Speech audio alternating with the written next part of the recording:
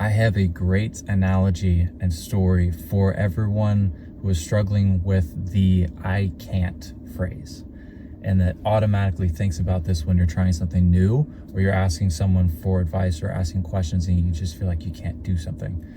So this just came up randomly when my mom and I were talking earlier today, because we were going back and forth about some things that her mother struggles with, and some things that she says over and over to herself, and is actually manifested into physical injuries and physical health issues.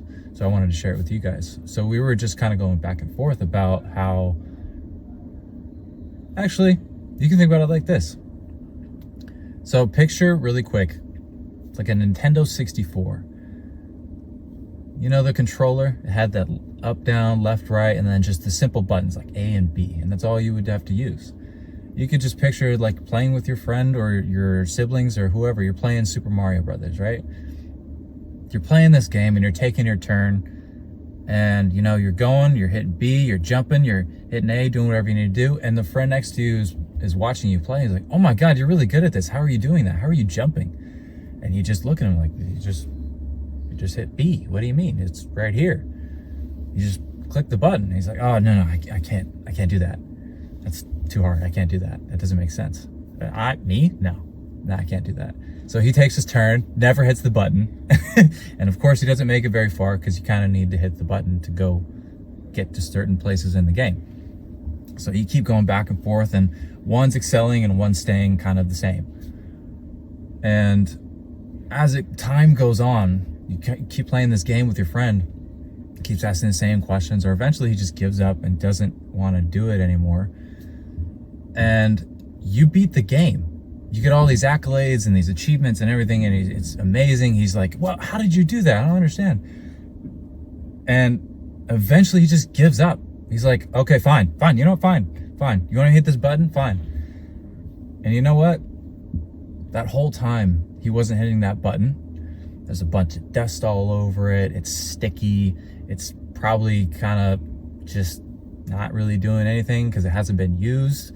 So he presses the button when he plays, and it doesn't move, it doesn't go anywhere, and it doesn't do anything, so it doesn't jump.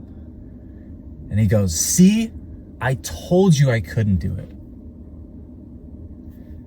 This is what a lot of people are doing with their lives almost every day. We're telling ourselves over and over and over that we can't do something, we can't do this, we can't do that, so we barely even try, we don't even attempt. And then when we do, we're already believing that we can't do it, so we mess it up, or something doesn't work, and we go, "See, I told you." But it wasn't that we couldn't do it, it was because we already didn't believe it, and we created the situation that we feared in the first place over time. So it worked. It's just that you told yourself already and believed that you couldn't do it.